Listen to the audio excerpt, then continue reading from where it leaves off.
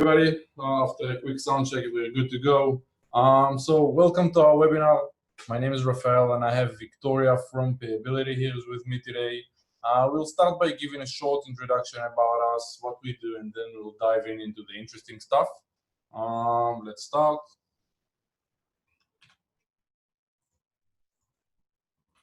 All right, so I'll give you a little bit of introduction about myself, some information. My name is Rafael. I'm the CEO and founder of Unicargo. Have over 15 years of hands-on experience with international logistics and supply chain management. Basically, Unicargo is a freight forwarding company geared towards e-commerce companies and entrepreneurs.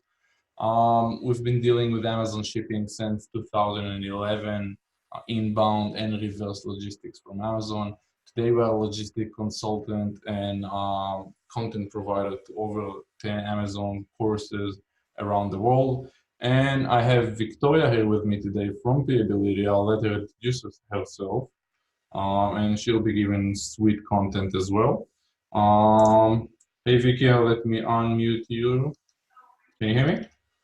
Yeah, hi, how are you? Good, thank you very much. How are you today? I'm great. Thank you so much for having me. Yeah, not a problem. Thank you for coming.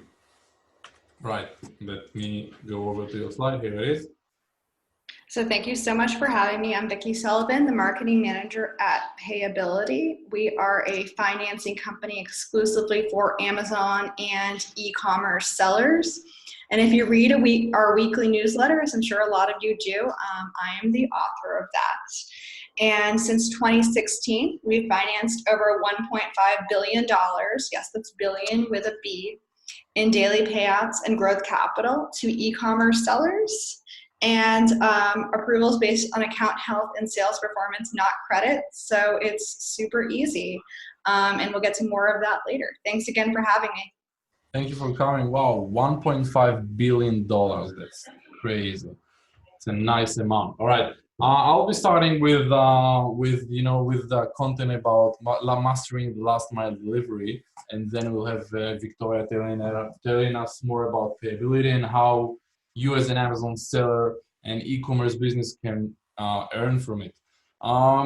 Today I'm going to discuss what happens when your cargo, when your shipments arrived into its destination country and before it's being delivered to Amazon.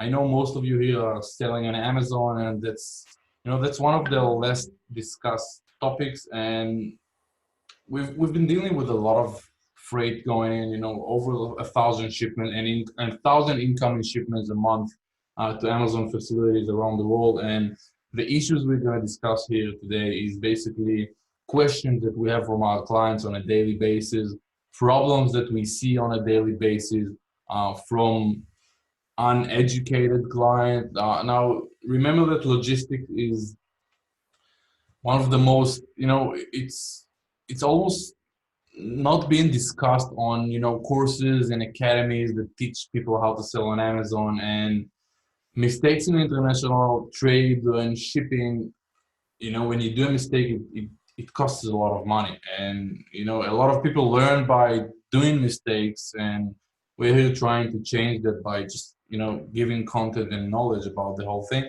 We're going to discuss today about domestic delivery of products to Amazon, what happens after the arrival to port, and the ways to get it into the Amazon facilities.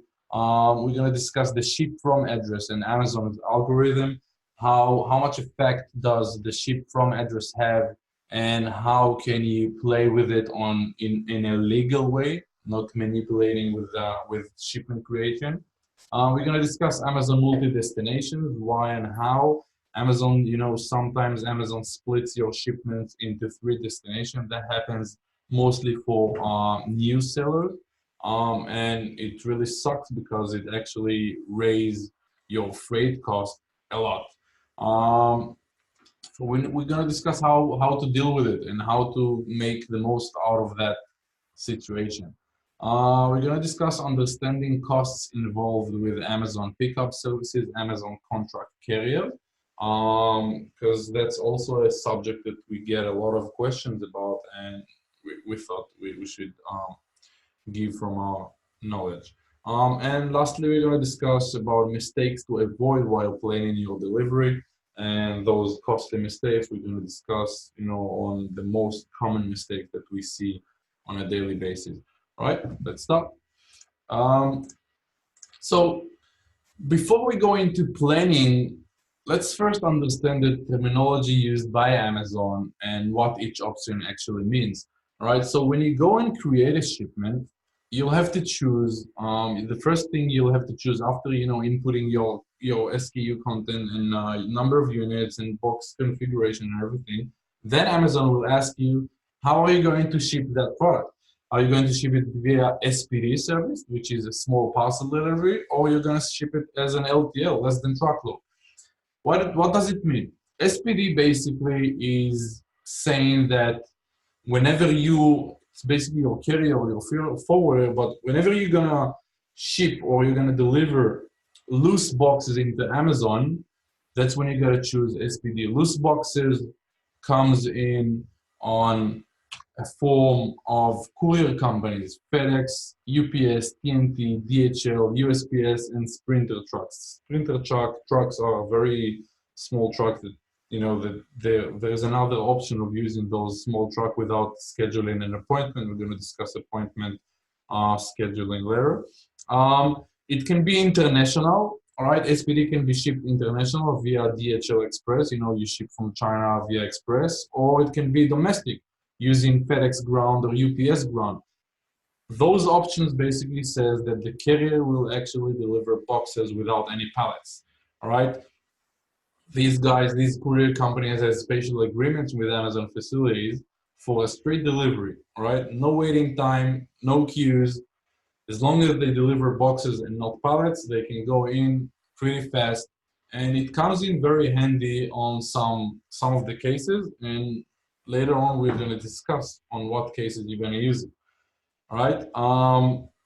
Also, the tracking numbers. When you choose an SPD service, Amazon will then ask you, after you complete your shipment and you mark it as shipped, Amazon will then ask you to input your tracking numbers. And here you'll have to input a tracking number per individual box. All right. And it's different than LTL because on LTL, when you choose the second option, that basically says that your carrier is going to deliver pallets to Amazon, right? Your boxes going to be palletized on the carrier warehouse, or you're going to deliver pallets from overseas. Your supplier will palletize the cargo, and you're basically going to deliver pallets to Amazon, right? You'll have one tracking number for all of the shipment that's called a BOL number or a PRO number. And one of the most important things on delivering LTL is that you'll have your carrier basically will have to schedule a delivery appointment with Amazon. All right, you can't just come in whenever you want, or the trucker can come in whenever he wants, because it doesn't work like that. All right, SPD, the carrier, will come whenever he wants. He doesn't have to schedule anything. He just doesn't have to call or set up a computerized system to come in, deliver the freight. He just can come in.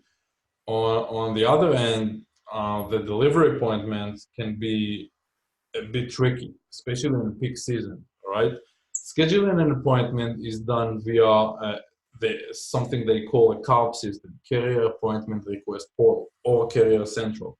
All right, forwarders and carriers input the actual data of your shipment into that portal, that Carrier Central for Amazon. They'll input your number of boxes, how many pallets it comes in, the weight, the sizes, and they'll request they'll have to input a requested delivery date. And then after a couple of hours, Amazon will return with an automatic email saying that, hey, we've got your request. You can come in at this and that day and this and that hour. Amazon will actually give you a time window with a 20 to 15 minutes grace, which means if you're late, if your carrier is late by more than 20 minutes, it can be turned around and Amazon won't get it. All right, a lot of the chances Amazon just won't get the appointment and you'll have to schedule a new one. That's really that's not nice. We've seen it. It happened. It's not really nice. But the biggest pain in delivering cargo on pallets, and the appointment is basically those delivery appointments can be really late. If you're talking quarter 4, we as a forwarder can schedule an appointment, or any other forwarder can schedule an appointment with Amazon and request for tomorrow, or 2 or 3 days from now, and Amazon can come back to us and say, hey, come in 2 weeks from now, and you can't really do anything without it. Your only option is to delete that appointment that they gave you and try to input another one. But what happens is, when, especially in quarter 4, is that after you delete it and then you're gonna request a new one, most chances you'll get an even later delivery. We've come up from, we've been doing it for quite some time now, so we've come up with some solution to sort it out. Like we are able to create different appointments for one shipment, for example, and we are trying to create an appointment even when the cargo is still in transit, when the vessel is still on the ocean. It's scheduled to be arrived, I don't know, 10 days from now, and we'll start scheduling an appointment, 10 days before the cargo will actually arrive. Now, it's not very accurate, but that's one thing we are doing to eliminate the waiting times. But quarter 4 can be really a pain, and that's exactly where understanding SPD and LTL differences can come in handy, by the way.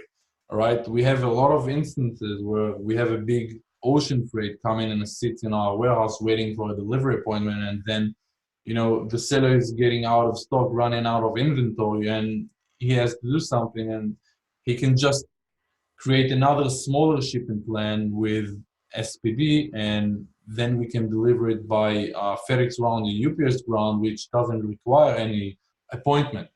And by the way, SPD, Amazon will receive your cargo also much faster than LTL, right? It doesn't have to break the pallets.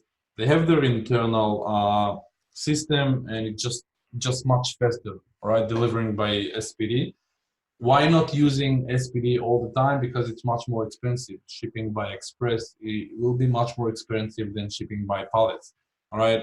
When we're going to discuss today how to understand the costs involved with Amazon contract carrier that Amazon will come and pick up with their contract, you'll also see that the costs of shipping a pallet are much lower than shipping loose boxes to Amazon. All right. But it's very important that you will understand that you can actually play with it. If you're running out of stock and you have a shipment at the warehouse, you can just send a couple of boxes by an SPD carrier like FedEx ground and UPS ground, and then with the bulk of the order, wait for an appointment. All right, you can do it multiple times. If you are still running out of stock, you can send more and more and more. It doesn't really limit you. All right. But what's important to understand that you have to split your shipment plans. You don't wanna keep your shipment plan as LTL and just start dripping in SPD cartons by SPD. It will go into the inventory, but it's not really healthy, because if you have shortage, if you have missing units, then you'll have a hard time proving what happened. Amazon won't like it. Amazon, you'll have a very hard time proving, hey, I've sent by SPD and I don't have a delivery, I don't have a POD, a signed POD, and I'll have an LTL signed POD. Let's talk about PODs for a second. When you deliver by SPD, you won't have a signed POD. POD is what they call proof of delivery. When we deliver cargo by LTL, by pallets, we have a delivery order, right? We give the trucker a delivery order, and Amazon, when they get the cargo and they get the pallet, they sign it with an Amazon stamp, and that's when a delivery order becomes a proof of delivery. Amazon signed for it, they accepted it, and that's a proof of delivery. Whoever is already selling and dealing with Amazon knows it. Whenever you have missing units, you have to show them the proof of delivery that you actually delivered the cargo and they have signed for it. So for SPD, they don't sign anything. All right, it's all electronically.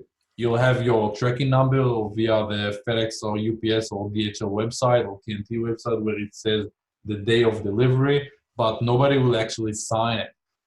So that's a lot of confusion we see on that topic, is that people are not well informed about what does it mean to ship by SPD or LTL, and basically they ship big ocean freight and they create a shipment plan using SPD, and then they have missing units, and Amazon asks them for proof of delivery, and they just don't have it. They ask them for a signed proof of delivery, and they just don't have it.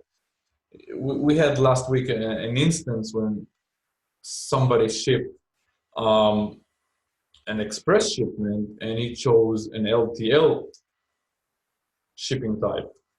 And when Amazon asked him for a proof of delivery, signed proof of delivery, he didn't have it because he chose, he shipped via express.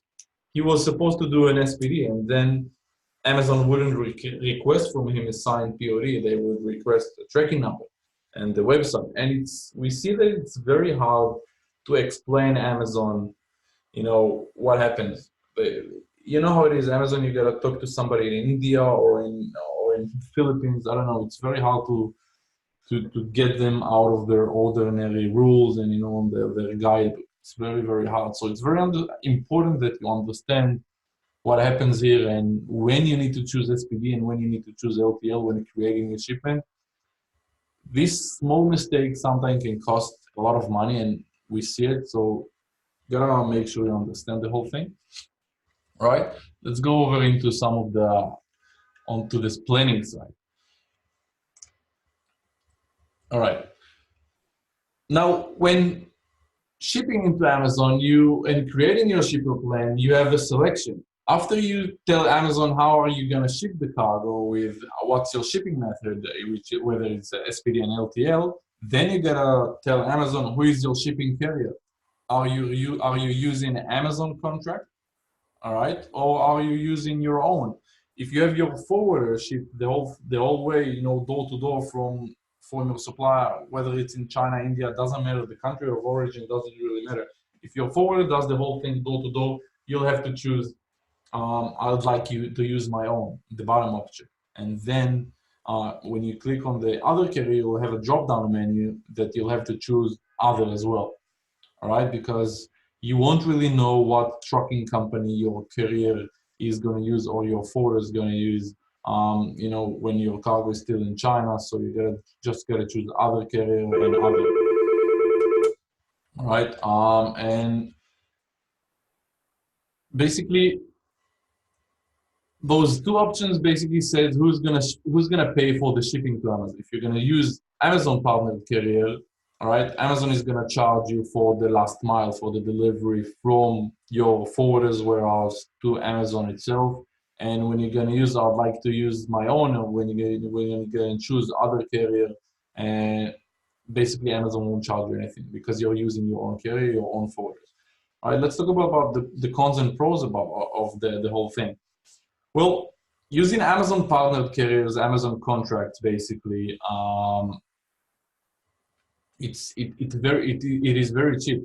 The price is very cheap because Amazon have massive contracts. Whether it's SPD, if you choose an SPD option, then you'll have to choose UPS or FedEx. And when you'll choose on the shipping method, when you'll choose LTL, then you gotta choose other trucking company. All right. Well, when using an LTL and using your own carrier, you have much more control on the delivery appointment. It's your forwarder that creates delivery appointment.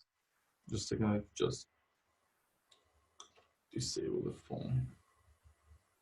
All right, sorry. So when you choose your own carrier, you're gonna have much more control on the delivery appointment. You can talk to your carrier and you can discuss and you can plan together. It's much faster. You're gonna have your carrier most of the time ship your cargo directly to Amazon. Basically, much more control and flexibility, but it's going to be slightly more expensive than using Amazon carriers. The cons of using Amazon carriers, when you're going to use LTL by Amazon, when you're going to have Amazon pick up your pallets from your forwarder's warehouse or from your house or from your garage, it's crazy slow. What happens is Amazon, after you'll schedule the pickup, Amazon, after a day or two, will send you the BOL. You'll have to send it to your warehouse or to your forwarders. And then after a day or two, Amazon will come and pick it up. The carrier assigned by Amazon will come and pick it up. They'll take it to their depot, and most of the time it'll just sit there waiting for the carrier, for that actually assigned carrier that Amazon assigned for you.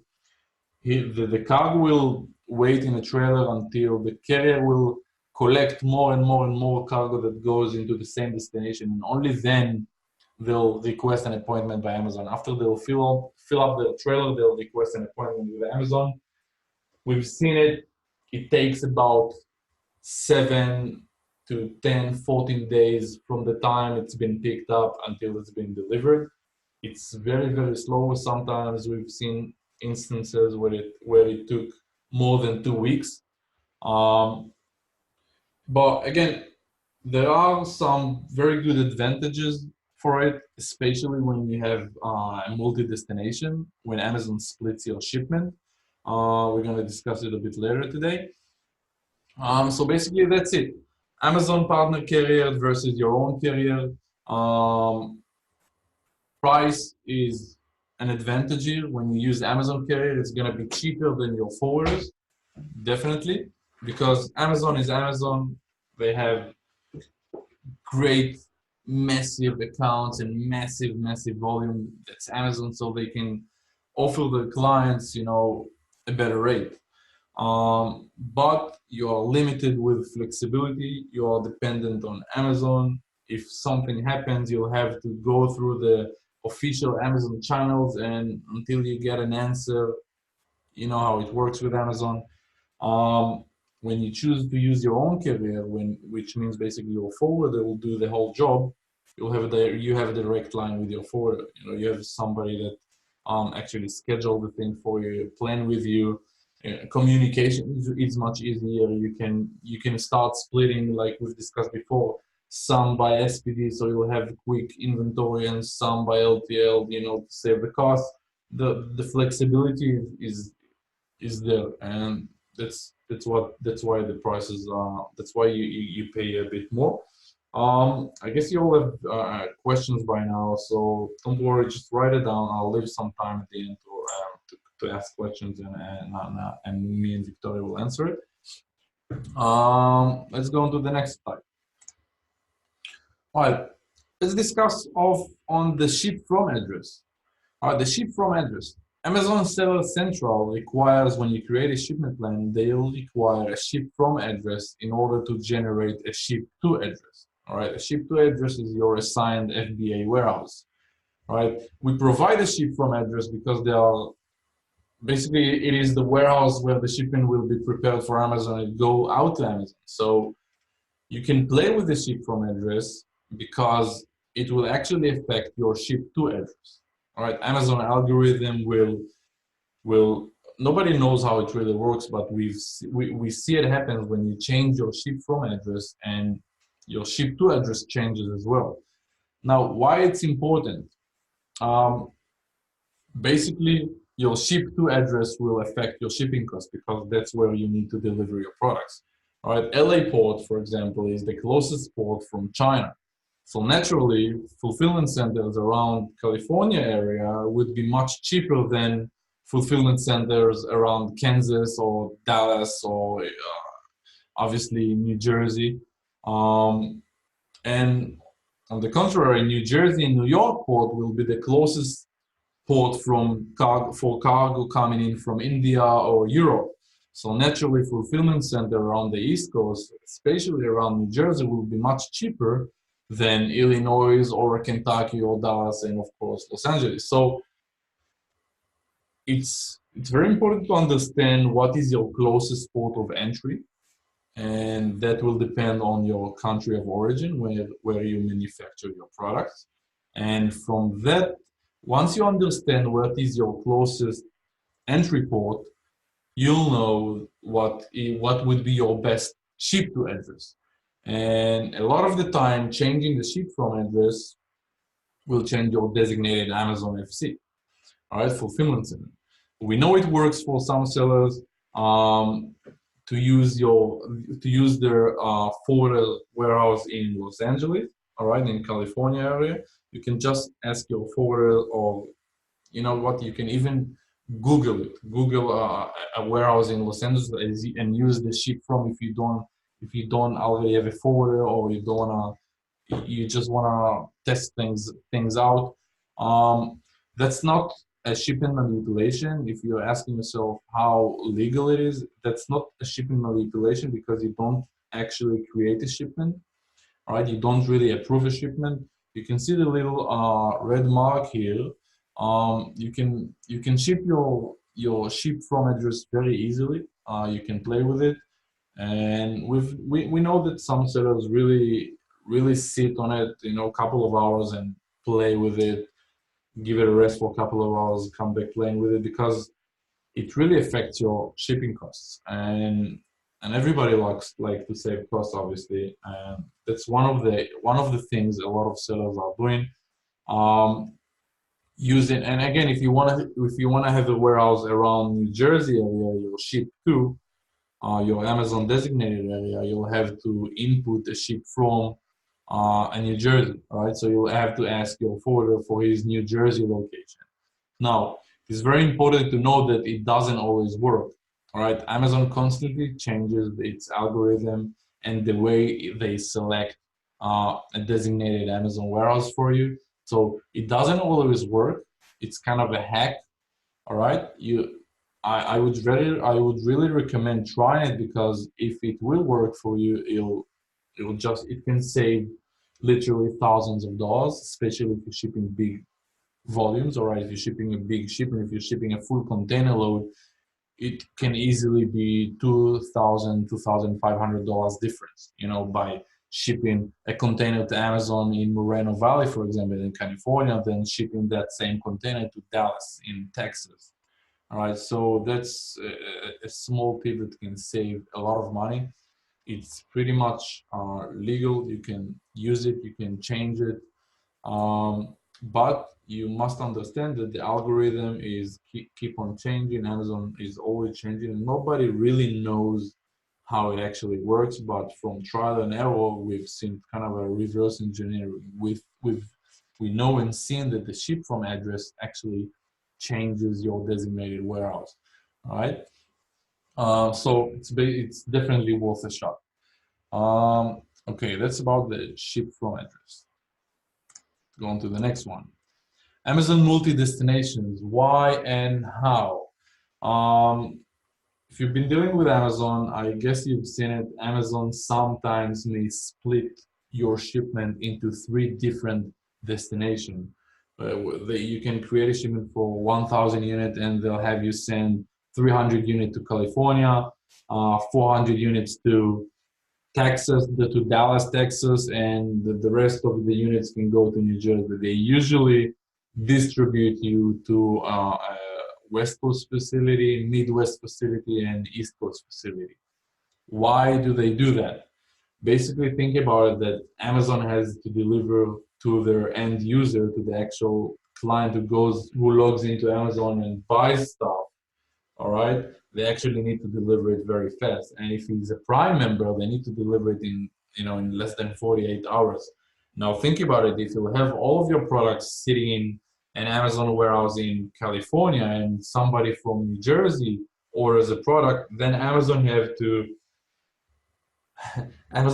do the whole thing coast to coast in less than 2 days, and that's a very big challenge. It costs a lot of money. Obviously, it won't go by road, because it will be very expensive. They have their planes. It's a logistics pain. So what they do a lot of the time, they'll just have you distribute. You'll be the distributor within their inner warehousing system. And now, if you're shipping full container loads, that multi-destination is a killer. That will actually, instead of shipping a container directly to Amazon, you'll have to get the container from the port, have it trucked to your forwarder's warehouse. You'll have to unload the container. You have to sort and segregate the whole order according to what Amazon wants you to deliver to. All right, and you'll have to build pallets, and then you'll have to send 3 different trucks all over the country.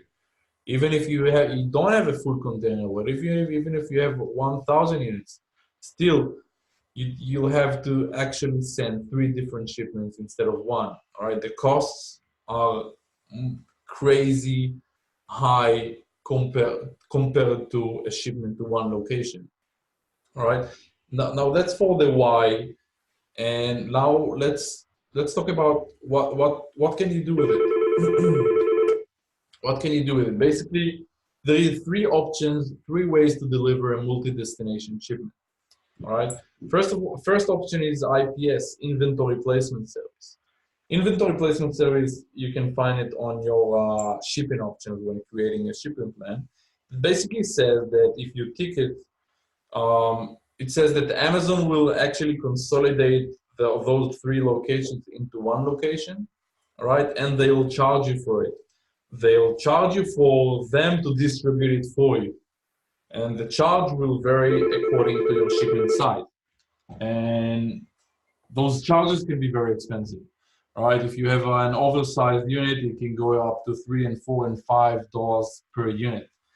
So it's very important that you understand, that you really understand the costs involved with inventory placement service. You can find it in Google. Later on, I might send you by email an actual calculator when you just input your product size and you just get an automatic price for it that Amazon will charge you. By the way, that price Amazon charges your account balance directly. That's the first option. The second option is basically having one shipment goes all together to your forwarder's warehouse or to your third-party warehouse. Again, mostly in California, if you're shipping from China, that will be the cheapest way. And then in that warehouse, you'll have to sort and segregate, we call it. You'll have to sort out the orders into the locations, and then you'll have to build pallets according to each order and each location. For example, you'll have 300 units here, 400 units there, and 500 units to New Jersey. You'll have to build pallets according to Amazon requirements, and then have Amazon come and pick up by doing what we've discussed on the first step, the Amazon contract carriers. Why? Because it'll be much cheaper, having pallets shipped across the country. That's definitely going to be a lot cheaper than using a forwarder rate, or even if you deal directly with the carrier, if you're a big enough seller, you deal directly with trucking companies, Amazon will be at least 30 to 40% cheaper than what you can actually buy for yourself. All right. Now, the third option is basically shipping three different shipments, sending it directly to Amazon from overseas, which means if your shipment is small enough, I don't know if you have 150 kilo shipment, it'll be easier and cheaper to send those 3 small shipments directly to Amazon from overseas. All right. So basically creating 3 different shipments with your forwarders, getting 3 different quotes according to the size, and then just ship it directly. All right. Now, rule of thumb here, big shipments, the third option of sending 3 different shipments directly to Amazon. If your shipment is big, couple of pallets for each location, that will be the most expensive option. So option 3, you're gonna use only when your shipment is small enough. All right, and you'll have to consult with your forwarder. I guess every forwarder that deals with Amazon knows about these issues and can give you advice and consulting on what is the best way to do. For full container loads, what we see mostly is for bigger shipments and full container loads, when Amazon splits your shipment, when you'll have a multi-destination shipment, we see that most of the people using the second option. One shipment to your forwarded warehouse and then build pallets according to the units for every location, and then have Amazon come and pick up. Some of them small, ship very small shipments by SPD because they need stock, and then use LTLs for the rest. Landed cost for each option, basically how you're gonna split the cost, how you're gonna understand exact cost, the landed cost of what it's going to exactly cost you with three options, it's this way. Inventory placement service, it's your forwarder's quote and plus the Amazon inventory placement fee, and obviously import duties. Right, that will be your landed cost for the first option. Right, your forwarder will charge you the shipping cost, Amazon will charge you the inventory placement service fee, and duties will be paid mostly to your forwarder again. All right, landed cost for option number 2. Your forwarder, you'll pay your forwarder his shipping quote to his warehouse. You'll have to pay some labor at the warehouse of sorting the cargo, building pallets, and pallet in, pallet out. Warehouse tend to charge those fees of pallets going in and out, and so those payments will go directly to your forwarder and warehouse, or if it's one body, so it's even easier. And then you'll have to pay Amazon for the actual pickups. And on the next slide, we're going to discuss how to understand the costs involved with those pickups, because it's very important. And the landed cost for option number 3 is basically only your forwarder. He'll give you a quote for 3 different shipments and import duties. And basically, you'll have to add up the numbers, and that's your landed cost for the third option. Which way is right for me? Well, there is no right or wrong. There is no, you know what?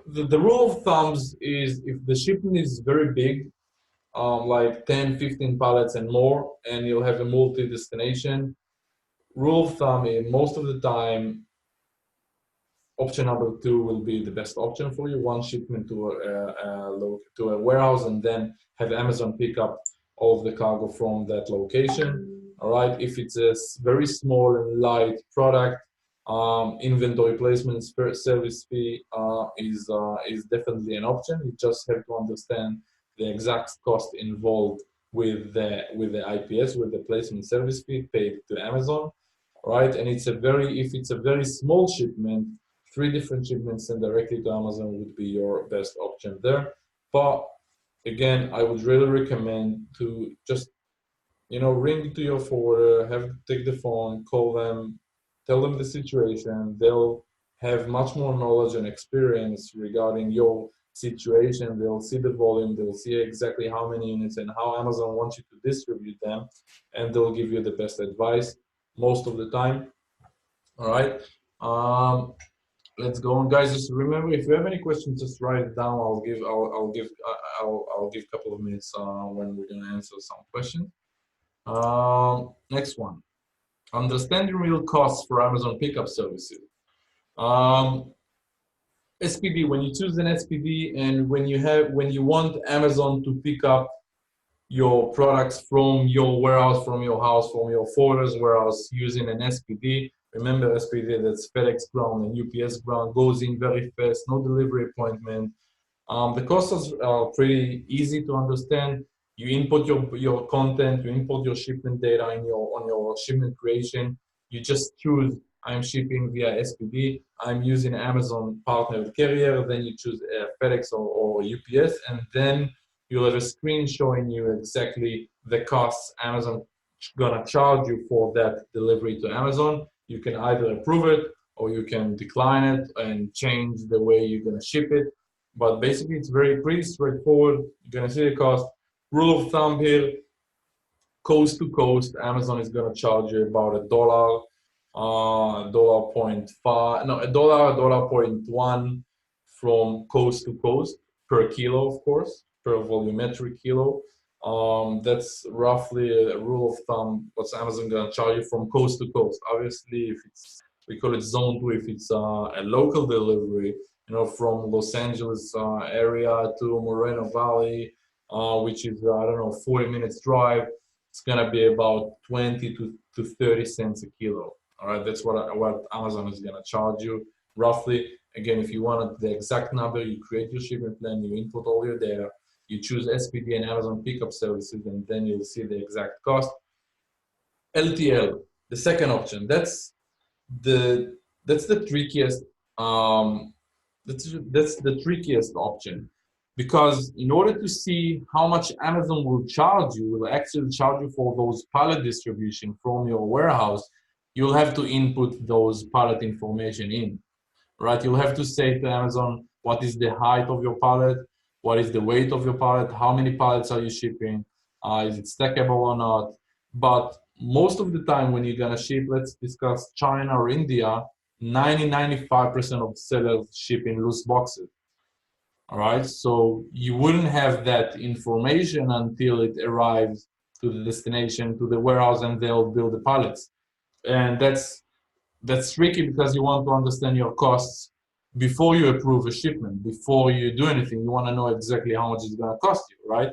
And it's tricky because you can't know exactly how many pallets you're going to have. Now, a very nice tool that we use here in-house is onpallet.com. Just Google onpallet. Input your box, the number of boxes you have. You input the sizes of the boxes. You input the Amazon the pallet information, the pallet restrictions. All right, what size of pallet you want to build, and they'll give you an estimate on how your pallet is going to look like, how many boxes you can fit into each pallet. So basically, you can understand, all right, even before your cargo arrives to the US, even before you get a shipping quote to your forwarder's warehouse, you can understand exactly how many pallets you're going to have and exactly how much Amazon is going to charge you for picking up the whole thing. All right. A very important thing to notice when you choose that option and you do ask Amazon to pick up pallets and you want to get the cost, you cannot complete the shipment because then Amazon will probably come and pick up those pallets and you don't have them because those pallets are still in China. So you want to save the shipment for later, and then just when your cargo is arrived into the warehouse, then that's the time when you complete the shipment and you schedule the pickup with the trucking company. Because if you want to complete the shipment and have all the labels created, the pallet labels created and everything, Amazon will ask you for a date. They'll ask you to input a date where you want the carrier to come and pick up, and obviously you won't have it because your cargo is still in China, still being manufactured. So you won't have that data. You basically have to save that shipping plan for later, and then complete it after your cargo arrive into your forwarded warehouse, and then you'll have the exact and final pallet count, dimensions and everything. Then you input, you can change it, and then you complete your shipment and schedule the pickup. All right, next. Now we're going to discuss mistakes to avoid while planning your delivery. Those 5 mistakes are one of the most common mistakes that we see every day on that topic. First mistake, and we have a client shipping, I don't know, 20 to 30 full container loads every month, and he's a very high volume seller. He always got one warehouse by Amazon. He was very happy with it, and because he's such a high volume seller, selling over $50 million a year, he didn't actually notice that Amazon is actually charging him for inventory placement service. He didn't notice that his inventory placement service was checked, that he actually paid money to Amazon to deliver his bulk products into one location. Now, it might be a good solution for him, but he just didn't know it. Again, make sure your inventory placement service is off. You don't want to have it by default because Amazon, it's not mandatory that Amazon will give you a multi-destination. So you don't want to pay for nothing basically. All right. So you got to try, first of all, you got to try create your shipment plan without the inventory placement service. And then only if Amazon splits your cargo, then you start to think about inventory placement service, you start to calculate the costs it's involving, and then you got to take a small decision whether to use it or not. All right, so first tip, make sure your inventory placement service is off when creating your shipment plan. All right, a lot of sellers just don't notice it and pay that fee. Secondly, if you need to do inventory placement service, make sure you are aware of the full cost. That's a tricky thing. All right, weight of the product, volumetric weight, some of the products, the oversized product, the weight will be calculated based on your product dimension, all right? And there's a formula for it, but you gotta make sure you really understand the cost. It helps to go to sell to ask help from Amazon to open a ticket and just ask them. They'll help you calculate most of the time, or just ask your forwarder, and he should be able to give you a picture of the costs. But my tip is just contact Amazon support and just ask them, hey, here's my product, how much is it gonna cost me to use the inventory placement service, and they are pretty helpful with it. They'll help you. Again, if you have an oversized product, it's gonna be very expensive, so you gotta make sure you're aware of it. Third, split shipment. When you send part of the shipment by air and part of the shipment by ocean, you gotta make sure you create two different shipment plans in Amazon Seller Central. That's a mistake we see a lot of the time, that somebody create one shipment plan and then he decides to ship part of the cargo by ocean and then another small air freight because he's low on inventory. You have to create two different shipping plans, all right? One for air and one for ocean. Doesn't matter if they will both arrive by LTL or both arrive by SPD, doesn't really matter. What matters is that Amazon, if you send part of the cargo by air and it will arrive earlier, obviously, than the ocean freight, Amazon will start questioning where is the rest of the cargo. They might close that shipment and your cargo is on its way, your ocean portion is on its way. If you have missing units, Amazon will ask you for a proof of delivery, and all of a sudden you have two proof of deliveries, and that confuses the hell out of them. We've seen it. They have Amazon have very hard time to understand things that are not by the book. All right, if you go out of the lines that Amazon is drawing, you'll have a very hard time explaining to them why you did it and how you did it, and most of the chances you won't get reconciled for it. Um, Fourth, LTL pickup with wrong pickup address. A lot of the time we've seen people using Amazon partner carriers for picking up their cargo, but they didn't know that the ship from address is their supplier address. It's their old warehouse, or it's a different location, because you can't change the ship from address after you approve the shipment, right? And if you approve the shipment where Amazon comes to pick up, they'll come automatically to pick up from your ship from address. From the address you inputted as your ship from, you won't be able to change it. That's a massive, massive headache, all right? Make sure your ship from address is correct. Make sure that's the actual location where your product is gonna be, all right? Because you won't be able to change later. You'll have to delete the whole shipment. You'll have to create a totally new shipment plan. Amazon has already charged you the money for the pickup. They'll charge you. Once you approve the charges for pickup, on the same day, Amazon will charge you for it. All right, so that's a very costly mistake. Last one I can tell you is choosing SPD when shipping pallets and vice versa. All right, that can be an enormous mistake if you ship an express shipment and you marked it as LTL, right? If you ship a DHL Express from China, I don't know, 10 cartons, and you mark LTL, if you have missing units, you won't be able to reconcile. It'll be very hard to reconcile to get some reimbursement from Amazon.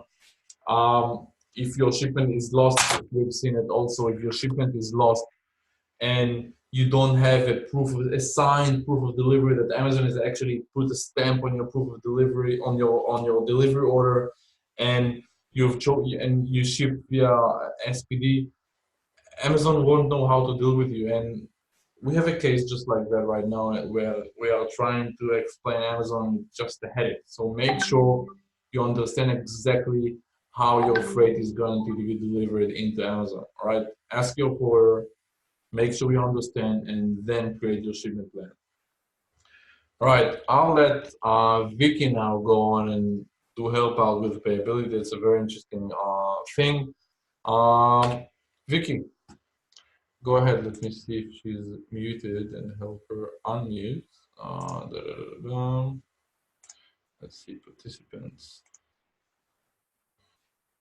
Vicky. Here she is. All right, Vicky. Hi, thank you so much. Thanks for having me. That was great. I really learned a lot myself. So let's get right into it. I guess the question everybody's asking, how are you going to pay for all of this shipping and all of this inventory you got to bring to Amazon? And the answer is really simple. It really comes down to demand. Marketplaces such as Amazon have really created unlimited demand among consumers, and financing a lot of those inventory orders, especially if they come at the last minute or you see a last minute opportunity, can be really difficult when you think about the speed in which everything runs on Amazon and the demand in which consumers really want all of these awesome products. Ask yourself, are you making every sale you can possibly make and taking advantage of those small opportunities as well as seeing the big picture as well? And that kind of gets me into the next bullet here, which is your long-term solutions versus your short-term solutions. They're definitely different when it comes to financing your Amazon or e-commerce business. I know a lot of you probably might have a term loan that you use to get 6 to 18 months of inventory or a significant investment in your business. And that's great, but what about those short-term wins, where you get the opportunity to buy extra inventory for $50K or something like that? Do you really need to go to your bank and go through that process again just to get another $50K? We're going to talk about different options to do that, and you probably don't need me to tell you that the cost of a missed opportunity can often be way more expensive than the cost of financing. And also, cash in hand is really powerful. A lot of our customers, since they're getting access to their cash flow faster and in greater amounts often, they're using it to leverage relationships with suppliers. They go to their manufacturers and they say, what can you do for me? I can pay you up front today.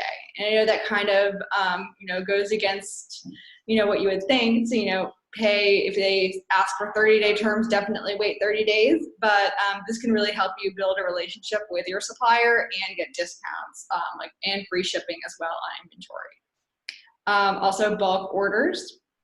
As you know, you can save a lot of time and a lot of money by ordering in bulk, and financing can definitely help you get there. Okay, let's go to the next slide. So at Payability, we are a financing solution designed exclusively for Amazon and e-commerce businesses. We offer both daily payouts and capital advances based on your future sales. And what makes us unique is that we're not going to ask you for bank statements or tax returns or anything like that. No credit checks. It's all based on account health and sales performance. And because of that, we're able to approve you for 24 hours. And again, if you see, a short-term opportunity to make some money and turn some inventory, or you just need money fast to fill those orders and keep your business moving, our 24-hour approval process can be really, really helpful.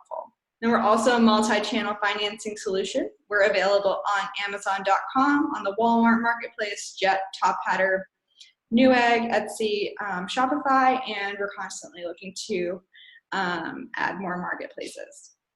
Okay, let's go to the next slide. So here are some success stories that I think really illustrate, why you should use Payability and the power of cash flow. Number one is risk mitigation, especially, once you've grown your business, to a huge multi-million-dollar operation. So sure, a lot of you have or will. The key really is to take risk out of the business. This is one example of a customer we had. Really big private label headphone seller. He was selling these headphones. They were very high quality, kind of like the Beats by Drake headphones, or Beats by Dre, not Drake, headphones. They were a couple $100s cheaper, so obviously they were taking off on Amazon. He financed his operation completely with daily payments just to keep up with demand. As soon as he would send an order, he would have to make another order.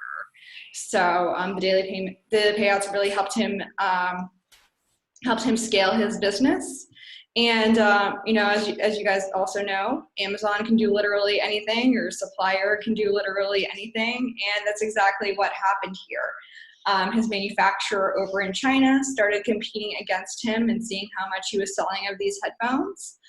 They started making them with their own brand, putting them on Amazon themselves.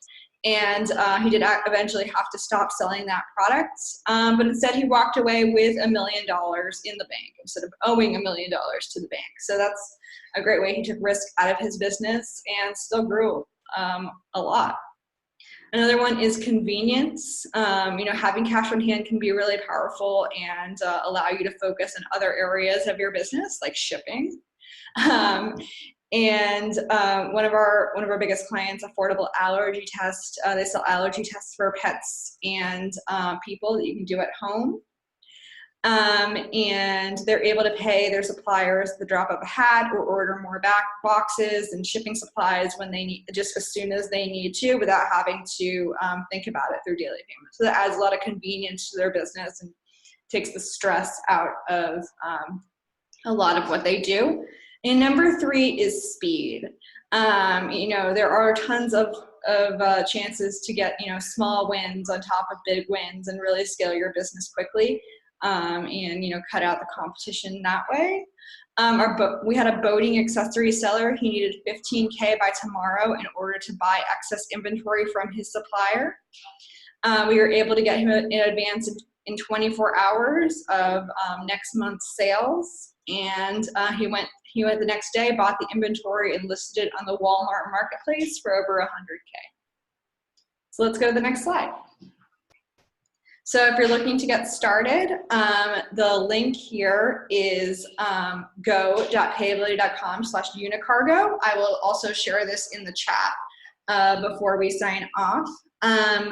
But yeah, just sign up through that link so you can get a $250 sign-on bonus. We also do exclusive discounts for high volume sellers.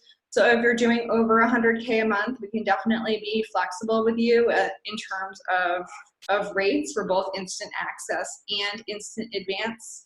But you do need to go through the application process in order to do that, in order to get a better offer and find out what we can offer you, because we do not check credit. It's just all based on your account health and sales performance. So we do need to see the account, and it never hurts to apply because there are no credit checks, and you can get your money in 24 hours. I'm just going to share the link here. And we'll go to the next slide. Question. Perfect, Vicky. Absolutely interesting subject, and I guess people will have some questions here. I can already see some questions on the chat. Let's go over it, guys. If you have any questions, feel free to just write them down, and me and Vicky will get on to them. I use SPD and select other. That's right. Shipping service, shipping method. Question: if the shipment is FCL, do we select LTL? Yes. Definitely, you gotta select LTL, even though you're not shipping pallets, even though your container is floor loaded, which means it's full of boxes with no pallets. You still choose an LTL because you'll have to schedule a delivery appointment with Amazon. So the answer to that is yes, LTL when you ship a full container load. Next one, the phone ring is getting old. Sorry about that, AJ. That's my mistake. IPS, inventory replacement service, math absolutely insane. Inventory replacement service isn't guaranteed to yield one fulfillment center in my understanding. Regardless, only 5 years yields one fulfillment center. Correct me if I'm wrong. Well, when dealing with oversized units, a lot of the time using an inventory replacement service won't even work. So again, just make sure you don't pick that option, you don't use that option.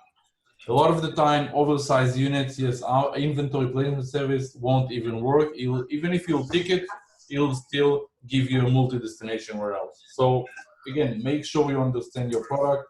If it's considered oversized, you can try IPS, you can try inventory placement service. If you get one warehouse, good, just understand the cost. If it's not giving you one warehouse, just make sure you turn it off. That's one. Be aware of the cost. Sometimes sending full container load to warehouse, build pallets, and distribute can cost less. Yep, definitely. Definitely. When shipping full container loads, and that's what I said as well, when shipping a full container load, IPS most of the time won't be your cheapest options. Your cheapest option when you have a full container load or a big shipment would be to send it to a warehouse, split the cargo, build pallets, and use Amazon partner carrier, LTL, of course, to distribute the whole thing. That would be the cheapest option, definitely. Let's see what else we have here. Payability question. Vicky, this one is for you. Is there a number of months of sales history needed to apply to join payability? Vicky, let's unmute Vicky. Yes. For daily payouts, you only need around 90 days of sales history and around a minimum of around $2,000 a month in sales.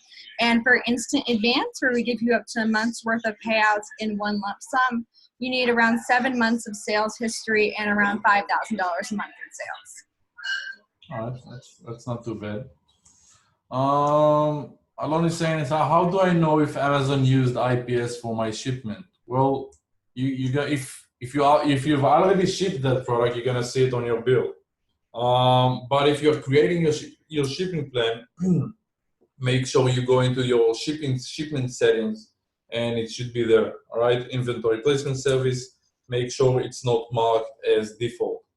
All right, so you gotta make sure you untick that box of in the inventory placement service. Let's see any other questions, guys. Last call for questions. All right. Okay.